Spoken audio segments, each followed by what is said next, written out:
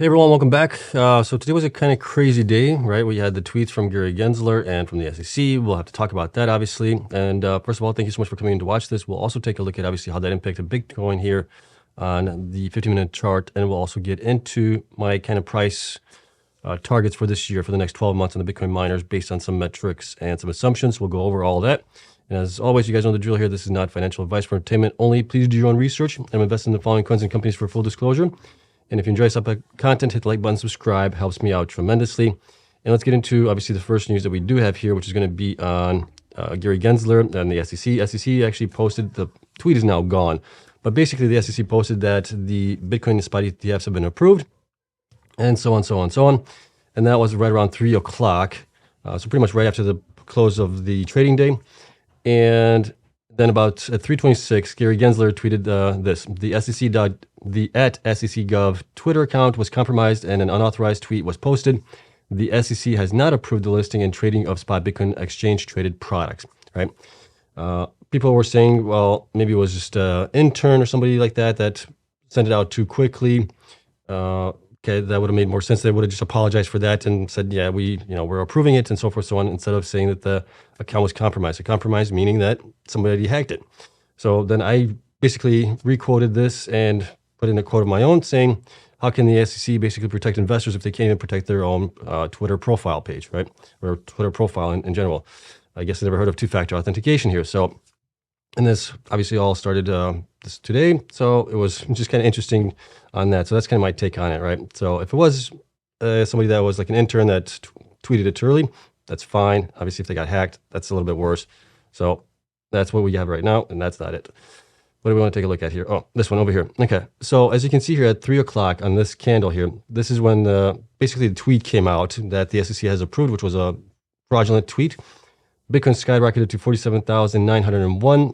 After that, a little bit time after that, after Gary Gensler tweeted, we saw that we had this huge wick down all the way down to a low of, where did it go? We went as low as 44,701. And then it kind of bounced around a little bit to the downside, and then we kind of are coming back up a little bit, right? So the SEC has more or less manipulated the market a little bit here. Not wittingly, right? They got hacked potentially. But that just kind of goes to show how important it is to have two-factor authentication on all your accounts. So if you don't want to get hacked, make sure you have two-factor authentication turned on. Whether it's a text message to your phone or an actual authenticator app or something like that, make sure you get that done. But nonetheless, the miners were down today also because of it. Well, not because of it, but in general, they were down today, which was kind of surprising given that Bitcoin wasn't doing too bad in the beginning of the day, but then things kind of fell apart towards the end of the day. So Bitcoin finished out the day here on the downside. It was down 1.85% on the day. It closed at 46,128. Obviously, we had a nice peak here at 47,901. Probably would have been kept on going if it wasn't a fraudulent text. So that might be a good sign here going into when they do actually approve it, that we may actually rocket up higher here. Where are we going to go? Nobody really knows, but we'll obviously keep track of it and see what happens there. Okay, so that's the story on Bitcoin here. Miners were the other part of it. We're down today. Some were down more than others. You can see here that Annie was down 10.1%, Argo was down 21%, Bit Digital was down 7.2%, BitDeer was down 13%, Bitfarms only down 1.6%, Cypher down 5.4%, CleanSpark down 1.6%, Cores down 6%, DigiHost down 2.5%, DMG down 8.2%, GreenEdge down 8.4%, Hive was down 4.3%, Hut 8 was down 2.2%, Iris Energy was down 5.3%, Marathon was down just barely 0.96%. And then Mawson was down 3.45%, Riot down 1.6%, Soluna down 3.7%, Stronghold down 4.7%, Wolf down 1.4%. So it was a red day in the markets. And then I did buy some more shares of CleanSpark, but I did it for my son's savings account, basically. Over the last several years, we've been adding to his account, and it's just been sitting there in cash. And I thought to myself, why are we keeping it in cash when I think that these miners here, could definitely do really well going into the next year or something like that. So why not see if we can maybe multiply that a couple of times. So that's what I did today. I still have a little bit left in that I'm going to dive into it as well. I'll be coming over the next couple of weeks. It's not for me, it's for my son. So I'm keeping it a separate account for that. Okay, but I just wanted to let you guys know that I did purchase for my son. Okay, so that's it on the miners here. Obviously, we'll have to see how things progress. Let's take a look at the network hash rate. We haven't looked at that in a while here. See what's going on with that. See when that reloads. There it goes. So right now on the 7-day average, the network hash rate is at 518 exahash. And if we look at the 30-day average, it is going up to 516 exahash, it looks like right now on the 30-day average. So definitely quite a bit up there, okay? And it's continuing to go up there. The theory for me is, at least this year, we had basically a 2x in the network hash rate in 2023. I'm thinking we might get a little bit more because we are getting more efficient miners with higher hash rates, lower costs. I think that's going to have an impact on hash rate going forward into 2024, obviously. So I'm thinking maybe we'll see. We'll take a look at the numbers that I do have for our price targets, and we'll explain some things in there as well, okay? So let's get into our price targets here for the end of 2024, potentially, given some things here that might happen. So we'll look at a couple scenarios here. The first we're going to look at is if Bitcoin goes up to basically 100,000, right? I have it going up 7% here, basically from the beginning of January all the way through the end of December. We'll get to about 101,000 Bitcoin. So that's basically like a 2x for Bitcoin from where it is right now. Okay, hash rate, I have it starting out the beginning of the year at 505 exahash, and then we'll have it going all the way to 640 exahash. So that would be also another, well, okay, so that's kind of interesting there. Since it doubled, let's take a look at the network hash rate. Did I do this correctly here? Am I assuming this properly here? So if we started out the beginning of the year, let's see here, we were at June, March, February, January here. So we probably need to adjust this a little bit more on the number side of things. So we may have to do that. Since we started out about 250 exahash or so in 2023, and we ended up, double that to 516, I need to update that. So I don't think we're only going to go up 100 some exahash here. We might be going up more. So let's do that now. We'll get this updated here. So we got that going to 515, and we're going basically 2% a month here. Let's increase that to 3% a month going forward. And where does that get us to? So if we go to all the way to December, January, that gets us to 720. That would be basically a 220 exahash increase. Let's do 4. Okay, so let's just do 4, and then I think that might be a little bit more reasonable here. Might be a little bit on the downside too. So that would get us to about 808 exahash. So that would be 300 more exahash being added to it. I think that sounds a little bit more reasonable. Let me know what you guys think, but that's kind of what we're going to go with, right? We had a 2x in the hash rate last year. This year, we're going to go from 505 to 800 some. Okay. Next, I'm taking what the miners have right now as far as hash rate, what their stock price is right now, and I'm also looking into what is their growth here in the next year, potentially, and I'm basically dividing that by the 11 months here, so that whatever they have in January gets that divided by 11 months that they're growing to, gets added on each month until they reach their full 12 exahash. For example, for Bitfarms, they're going to be at 12 exahash here come December, okay, at the end of December. That's kind of what we're looking at there. Everything else is also equal here for everybody else. And then we're also taking into account down here when we look at things. So like I said, we're using the shares outstanding. I did increase CleanSpark shares because we know that they're buying 60,000 miners that are going to cost them about 200 million. Based on the dilution of that, that's going to be roughly around 20 million. So that's going to get us to about 204 million in shares, roughly. All right. Don't know the exact numbers, but that's kind of what we're working with here. I'm not including dilution into this account because I just don't know how much miners are going to dilute. Excuse me. So we're just basically going with what's currently there. If they dilute more, you can probably cut the price of the stock at the end of the year a little bit more there. Next, like I said, we're using the stock price at the end of today. Then we are also giving some of the miners P of 20 if they have really good growth into 2024. Ones that are growing just a little bit, we got them at 10 to 15, depending. And Hut 8, I have them at 15. They probably should be at 10. But then you got others that are growing quite nicely here. And then some that are not. Those are at 5. And I have one that's at 7 right now currently. Because DMG is growing from 1.2 exahash roughly to 2 exahash, I believe. So we got them up a little bit there because they're basically doubling their size there. So giving them a little bit of a benefit there. But the ones that aren't growing or not growing at all, 5 is what we're using for that. And then this percentage down here, this is for Bitcoin transaction fees being added into the account here. So we're going to look at the numbers here for everything, with Bitcoin getting to 100,000, with the network hash rate getting to about 800 something exahash. And then we're going to look at those numbers. And then we're going to also add in, let's say the Bitcoin transaction fees account for 10% extra in that time frame potentially, right? It could be a little bit more because once we get the Bitcoin halving event, I haven't really dove into this too much. but those Bitcoin transaction fees might account for more, right? If we're getting right now 2 to 3 Bitcoins added into it, that might be almost like 50% being added into it coming to the halving event. So we'll run with some numbers. We'll use like maybe 10%, 15% being added into it on average, just to kind of give you guys an estimate of what that might look like, okay? And then we're looking at 50%, 75% net income from gross revenue here, and then share price based on all those. And then we're also looking at X. What is X? Oh, what is the multiple of that? So where are they at now? Where does that get them? 50%, 75%, X of that is here. And these are going to be pretty conservative numbers here. So I know some of you guys are going to be like screaming at me, hey, this is no way. It's only going to get to that point. These are conservative numbers, right? This is what is potentially capable of happening. If we get more than that, all the better. Let's see here. Next, we're also going to include HODL here towards the end of it as well. So HODL is taking into account the market cap. We're adding the HODL there. What's the HODL value of it right at the end of December at 100,000, right? We're multiplying that by that, adding it to the market cap, and then we're getting with HODL, what is the stock price at basically 75% at that point, okay? So hopefully that all makes sense. If you guys have questions, send me down below, and let's get into some of the data that we do have here, and we'll look at it here. So on this chart here, we can see all the miners here, and they're basically grouped right now by market cap at the end of December. So I don't have the market cap pointed out here, but the market cap is here, and you can see how that all works its way down. So that's kind of how they are listed in here as it is, okay? There are some other caveats into this as well. You'll see like Stronghold right now, I have them at $39 at the end of the year. I don't think that's nowhere near possible. They have debt. They also have high operating costs.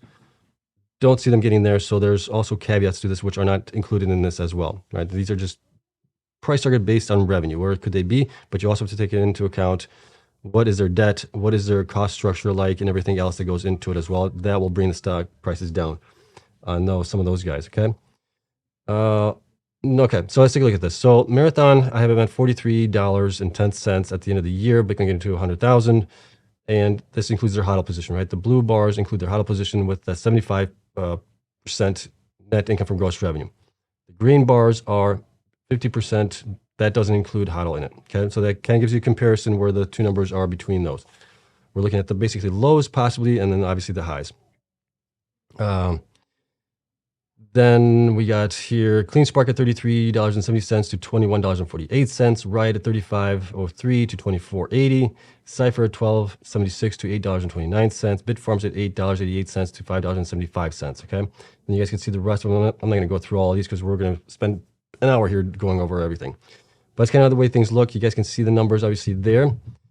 Now, let's do some things here to kind of just give you a little bit more possibilities. So let's say that the network transaction fees account for 15% additional revenue. Now you can see how those numbers have gone up. Now you got Marathon at the top at 48 to somewhere to 27, CleanSpark to 38 to 24, Riot at 39 to 28, Cypher 14 to 9, and then Bitfarms 10 to 6, right? You can see how those have all changed there. Now, for some of these guys that are going to be growing, obviously, quite nicely, we could jump them up to a PE of 30. So if we do that for a couple of these guys here, let's see here, 30. Let's do it for the just top 5 guys basically that we have right now on this.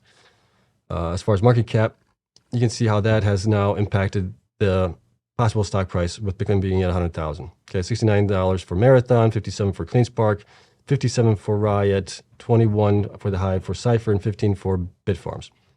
Okay, so that's kind of the way that looks. Okay, let's now undo those changes and go back to 0 here on the transaction fees.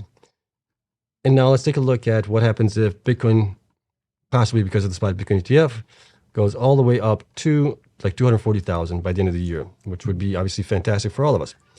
So if we do that times 15% increase in Bitcoin price basically every month here for the next 12 months, here's what we're looking at then. All right, we're still looking at the miners being set up the same way. We're looking at 0% being added into the Bitcoin network transaction fees. And here's how things stack up. We got now Marathon at $70.47 on the high side, and low side $36, CleanSpark at 55 to the low side of 34, Riot at 58, and then on the low side of 39, Cypher at 20 to 13, and 14 for Bitfarms down to about $9 there and change. and you can see everybody else here as well. Okay, so obviously a lot better looking that way. Now, if we include the Bitcoin transaction fees in there at 15% again, you can see how that impacts things. It's about $8 more for Marathon, 63 for CleanSpark, right at 66, Cypher at 23, Bitfarms at 16, Core at 8.75. Core, obviously, we don't know about them as far as once they restructure out of Chapter 11 bankruptcy. That might impact on our numbers here as far as what the stock price is going to go to, because we'll have to find out how many shares are going to be outstanding at that point. But you got BitDeer at $31 roughly. You got Hut 8 at 53 potentially. Iris at 57, TeraWolf at 14, Hive at 22, BitDigital at 8, Stronghold at 68, like I said, but Stronghold, you can probably cut that down by only to a quarter of that potentially, if things work out that way. DigiHost at $11.67, Argo at $4.85, DMG at $2.27, Mawson potentially at $10, but Mawson again, right? They have quite a bit of debt. They're not growing much. I doubt they're going to be able to get that far. Maybe they can, maybe they won't. I don't know. Sphere, $10.54, also pretty high for them. But that's kind of how things work out that way. Okay, now if we include the potential of a higher PE, let's say that we're in peak bull run and some of the top miners are getting 40 PE, right? So this is just for a comparison. Some might get more, some might get less, but let's just go with a 40 even number here. Now you're looking at Marathon, approximately $140 per share. CleanSpark, $122. Riot, $124. Cypher, $46. Bitfarms at $31. Core at $8.75.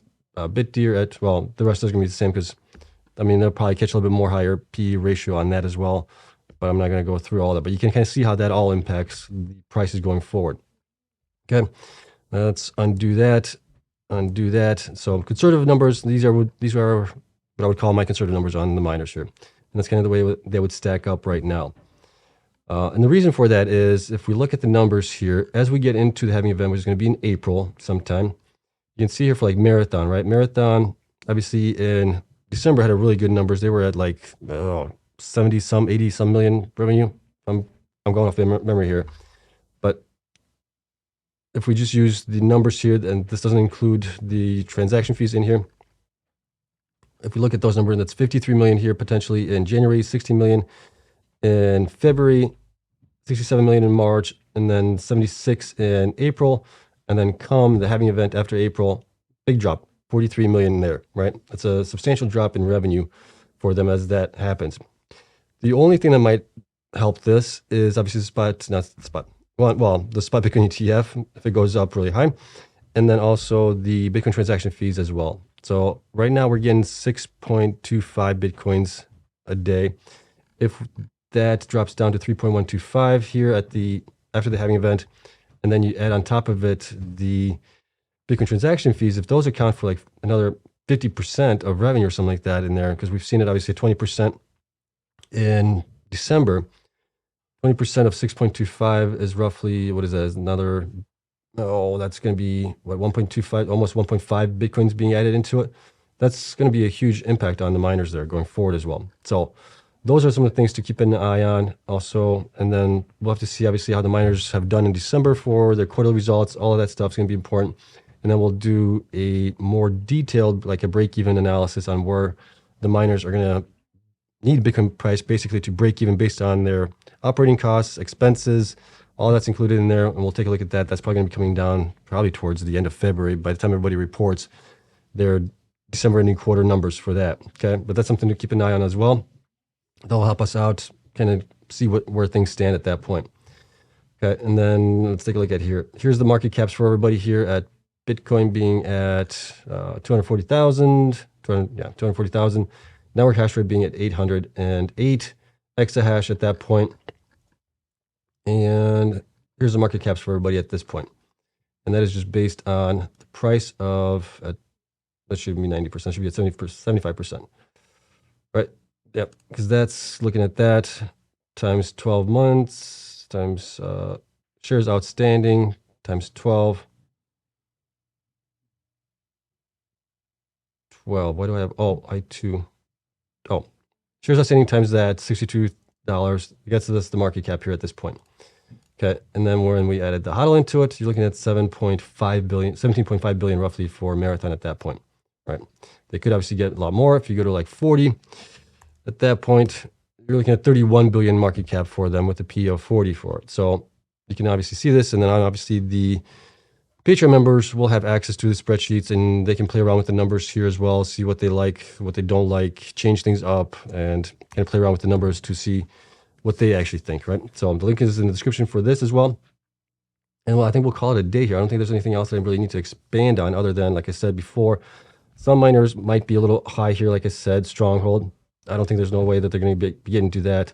That would give them a market cap of approximately, well, 544 million. So it might be potentially, but they really need to do much better on their cost structure as far as their expenses are concerned. Same thing goes for Moss and some of the ones that are having problems with debt and things like that. I'm trying to think if there's anybody else off the top of my mind that I know is in pretty bad shape here as far as debt. But we can look at the miner comparison really quick just for you guys to see. If we look at their debt structure as of Q3, we can see here debt to equity ratio or current ratio is pretty low for DigiHost, Argo, obviously, Mawson, TerraWolf, Sphere, Core, and Stronghold. So those are the ones that I'd be a little bit more leery on and potentially not getting to the price targets that I have here. Right? I'm almost debating whether or not I need to like take out some of the debt that they would have here to that they would need to pay that debt off and see what those numbers would come up at that point. But that's a heck of a lot more work. But I'll leave it at that. So hopefully you guys enjoyed it. Hopefully you got something out of it. And like I said, these are very conservative numbers here. We're just looking at straight revenue across the board over the next 12 months based on where they might be getting to. Some of these miners might also get to their future hash rate a lot faster, maybe the next half year instead of over the next 12 months. That will affect things as well because then they'll generate more revenue going forward.